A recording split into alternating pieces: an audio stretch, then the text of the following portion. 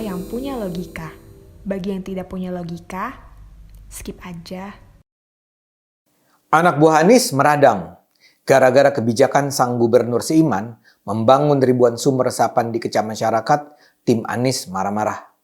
Salah seorang anggota tim gubernur untuk percepatan pembangunan DKI, TGUPP, Tata Ujiati, bahkan mengatakan program sumur resapan yang diributkan itu adalah program yang diprakarsai Jokowi dan Ahok. Menurut dia, program sumur resapan tidak pernah dipermasalahkan di saat Jokowi dan Ahok. Namun sekarang program ini menjadi gorengan buzzer anti Anies. Sumur resapan yang kini masif dibangun di Jakarta sebenarnya meneruskan program Pemprov DKI pada masa Pak Jokowi. Dulu tak dipermasalahkan. Kenapa sekarang jadi soal? Kata Tata melalui akun Twitternya pada 4 Desember. Menurutnya sumur resapan yang dibuat Anies Baswedan hanya sekitar 500 sumur di jalan-jalan utama yang biasa digenangi air saat hujan. Tata ini memang dikenal sebagai hardliner Anies. Dia misalnya sengaja pasang badan ketika LBH Jakarta memberikan rapor merah bagi 4 tahun masa kepemimpinan Anies di DKI. Tata menuduh LBH menyajikan banyak data keliru dan harus belajar pada guru SD dalam hal menulis rapor yang baik. Dia juga adalah anggota dari tim kecil Komite Pencegahan Korupsi yang terdiri dari 5 orang terdekat Anies. Di dalam tim itu ada nama-nama besar seperti Bambang Wijoyanto, Nur Syahbani Kacasungkana, Ugro Seno, dan Muhammad Yusuf. Jadi Tata nampaknya memang dapat dilihat sebagai orang kepercayaan Anies banget. Hanya saja sedekat-dekatnya dengan Anies, mbok ya jangan gitu-gitu amat lah. Program sumur resapan Anies diprotes karena memang berantakan. Ini sih tidak ada hubungannya dengan buzzer. Tata benar, program sumur resapan memang dimulai di era Jokowi dan Ahok. Tapi dulu itu tidak ramai karena memang tidak ada yang perlu diramaikan. Jokowi mulai membangun sumur resapan pada 2013 sebagai salah satu cara menanggulangi banjir Jakarta. Namun Jokowi tidak sembarang membangun. Ia hanya mengincar titik zona hijau. Misalnya saja area Taman Senopati, Lapangan Banteng, Cempaka Putih, dan lainnya. Kala itu, Pemprov DKI sendiri menargetkan pembangunan hingga 4.000 sumur dengan kedalaman minimal 60 meter. Ketika Ahok naik menjadi gubernur pada 2014, ia tidak ingin mempercepat pembangunan sumur resapan. Ahok berpendapat struktur lapisan bawah tanah Jakarta berbeda-beda setiap wilayah. Ia menganggap diperlukan pemetaan jenis tanah serta kandungan endapan sedimen yang terdapat di dalam tanah pada suatu wilayah. Karena itu, Ahok memilih memusatkan perhatian pada pembangunan normalisasi sungai untuk pengendalian banjir. Ahok berencana setelah peta tanah diperoleh, barulah sumur resapan dikembangkan. Sayangnya, Ahok harus turun jabatan. Anies sebaliknya terlihat sangat antusias dengan sumur resapan dan menolak normalisasi sungai. Dia mengatakan akan mengedepankan pendekatan ilmiah berbasis konservasi yang ramah lingkungan, diantaranya dengan menambah sumur-sumur resapan.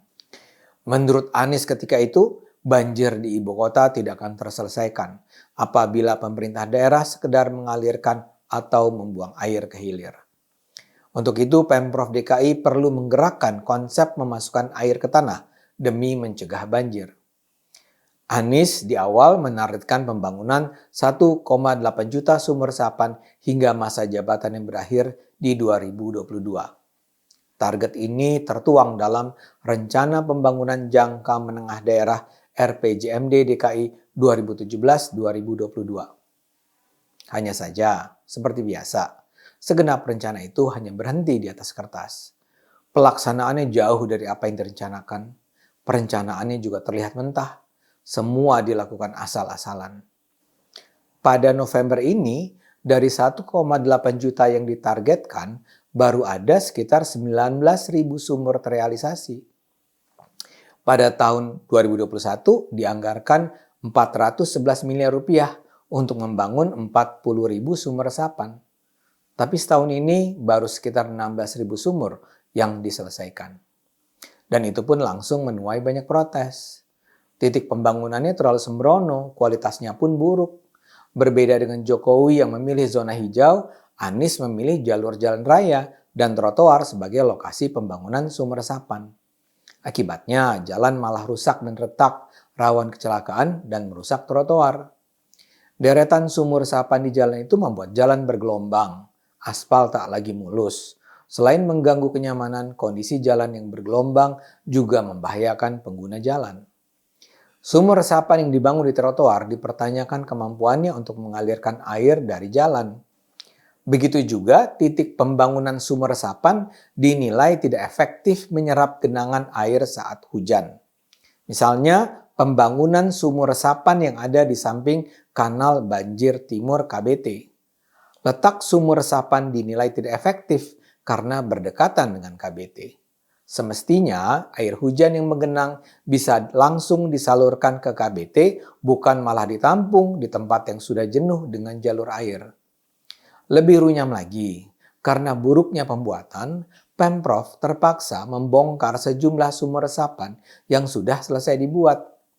Di beberapa titik terlihat bagaimana Dinas Sumber Daya Air SDA dan kontraktor meratakan kembali sumur resapan dengan aspal untuk kemudian dilubangi kembali untuk tempat aliran air. Bahkan media memberitakan adanya sumur resapan yang sudah jebol walau baru saja dibangun. Lalu ada juga protes dari para dokter alumni UI.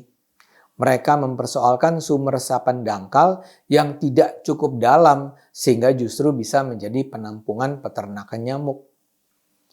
Anies sendiri mengakui bahwa ada kekacauan pembangunan sumur resapan, namun yang ia salahkan adalah kontraktor. Kepada media ia mengatakan Pemprov akan segera mengevaluasi pekerjaan para kontraktor dalam membangun sumur resapan. Kepala Dinas Sumber Daya Air menyatakan telah memanggil kontraktor agar mempertanggungjawabkan kekurang-akuratan atau ketidaksempurnaan kerja mereka. Segenap kekacauan ini menyebabkan DPRD berencana akan mencoret anggaran sumur resapan tahun 2022 dan mungkin 2023. Dengan kata lain, pembangunan sumur resapan ini memang kacau balau. Justru aneh kalau tidak diramaikan. Masyarakat membicarakannya bukan karena buzzer. Ini memang berantakan. Jadi wahai tim Anies, bantulah gubernur seimanmu itu. Bantulah dia agar dalam sisa waktu 1 tahun ini bisa menjalankan amanat mengabdi pada rakyat. Jangan baper. Gunakan akal sehat, karena hanya dengan akal sehat negara ini akan selamat.